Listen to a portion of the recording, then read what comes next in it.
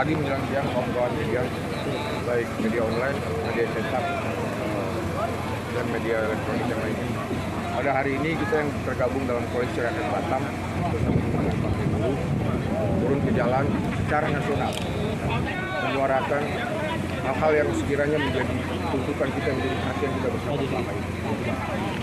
Pertama, kita meminta kepada pemerintah Jokowi untuk mencabut Undang-Undang Omnibus Law Cipta Kerja nomor 6 tahun 2000. Itu yang pertama.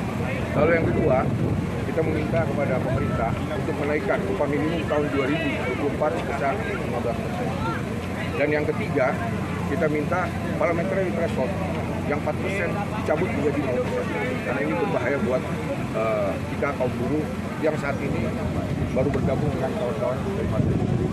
Yang berikutnya tuntutan dari kita adalah terkait dengan penolakan impor beras yang rencananya sebanyak 23 juta ton yang akan masuk ke Indonesia. Baru yang berikutnya terkait dengan reforma agraria dan ketahanan pangan. Kebetulan kemarin adalah Hari Petani Nasional yang ke-63. Oleh sebab itu kita minta kepada pemerintah untuk mensejahterakan para petani di seluruh Indonesia.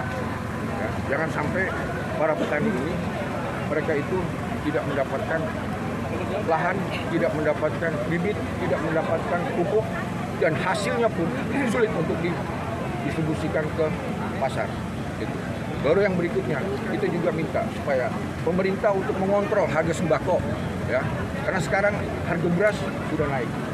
Efek domino dari kenaikan harga beras ini akan bervariasi pada bahan-bahan sembako yang lain. Ini kita minta pemerintah, khususnya pemerintah Kota Batam untuk mengontrol harga bahan sembako. Baru yang terakhir terkait dengan keadilan bagi masyarakat yang ada di Flores.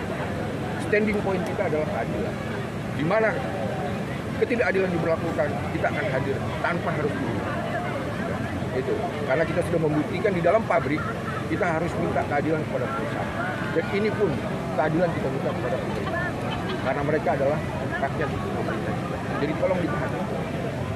Jangan dijadikan mereka itu adalah jadikan mereka sebagai sumber. Perhatikan betul-betul keadilan di sana. Itu yang kami minta. Dan mudah-mudahan Pak Wali bisa mendengar permintaan kita ini. Dan mudah-mudahan apa yang menjadi perjuangan kita bersama bisa terwujud.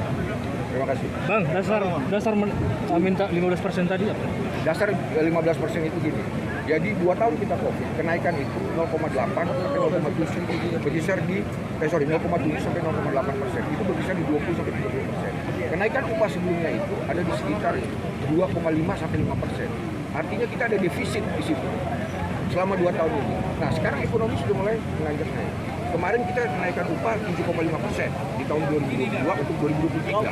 Nah, tahun ini, bulan ini, year on year untuk inflasi Kota Batam itu ada di sekitar 2-3%. Pertumbuhan ekonomi Kepri itu ada di sekitar 6-7%. Nah, apabila 6 sama dengan 7% itu 6 ditambahkan 3 itu ada 9. Kita minta yang defisit sisa ini untuk digabungkan. Dan nanti kita akan buktikan juga dalam survei KL yang nanti kita lakukan di awal bulan Oktober. Berapa kira-kira harga-harga kebutuhan di pasar misalkan contoh Botania ataupun di pasar Aviari Batu Aji dan di pasar-pasar yang lain yang ada di Kota Batam. Seperti itu. Dan 15% itu jika diteter berapa juta? 15% itu kalau sekarang kan 4.440.000. Jadi sekitar hampir 4 juta, hampir 5 juta. Dan itu sebenarnya sudah kita sampaikan di tahun lalu. Tapi karena ada Permenaker 18 tahun 2022 untuk memperbaiki perekonomian, memperbaiki pendapatannya buruh, maka ada indeks alfa 0,1 sampai alfa 0,3.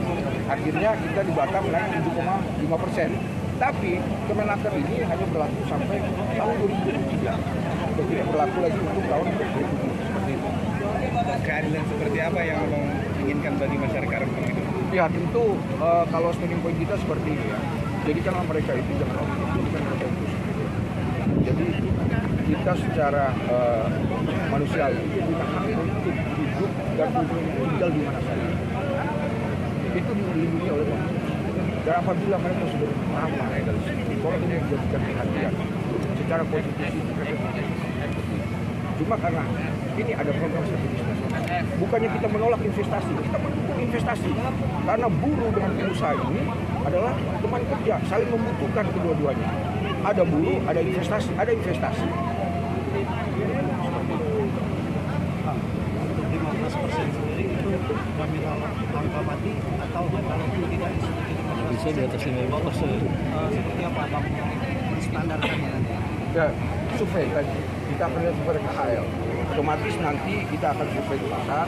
Lalu hasil survei itu kita akan diskusikan dengan BPS. Oke, kita ada kenaikan nih, target 15%. Apakah dengan survei KHL di pasar-pasar itu memang harga-harga itu sampai bisa menaikkan upah 15%? Ataukah mungkin di bawah? Atau mungkin juga bisa jadi di atas? Seperti itu, lebih dari itu. Makanya harus dijaga inflasi ini oleh pemerintah. Harga-harga ini harus dijaga. Jangan sampai pemerintah sibuk kampanye, harga pasar tidak terkendali. Akhirnya naik semua. Batam sendiri saat ini inflasinya di angka berapa Bang? Batam year on year dari Oktober 2022 sampai Oktober 2020 sampai September ini ya, Q3 ya, sampai Q3 ini itu di angka 2,4 sampai 3% inflasi. 2023 ya, 2023 itu jadi kita tarik mundur ke belakang. Jadi kita sudah pada posisi Q3 sekarang, kuartal ketiga. Jadi inflasi ini menjadi acuan utama. Betul. Berapa persennya nanti? Iya. Bisa jadi tidak 15%, lebih 15%. Bisa jadi, makanya inflasi sehatnya itu di angka range-nya 5%. Lebih daripada itu, maka harga-harga juga terkendali.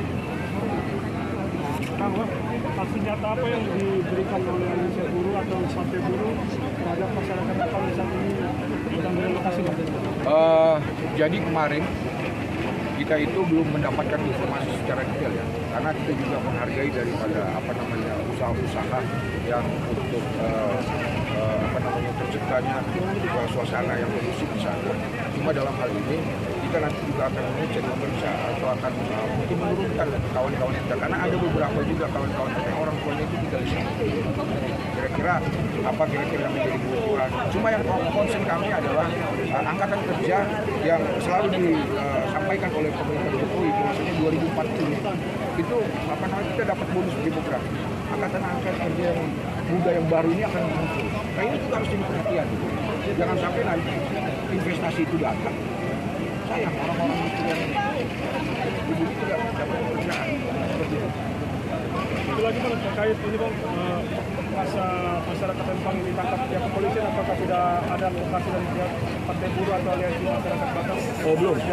Kalau untuk situ kita belum. Kemarin memang kita ada rencana untuk situ. Cuma itu kan ada proses yang harus memang ditempuh ya. Jadi nanti kita berdiskusi lagi sama masyarakat yang dari kita ini. Tapi itu juga sesuai dengan baiknya.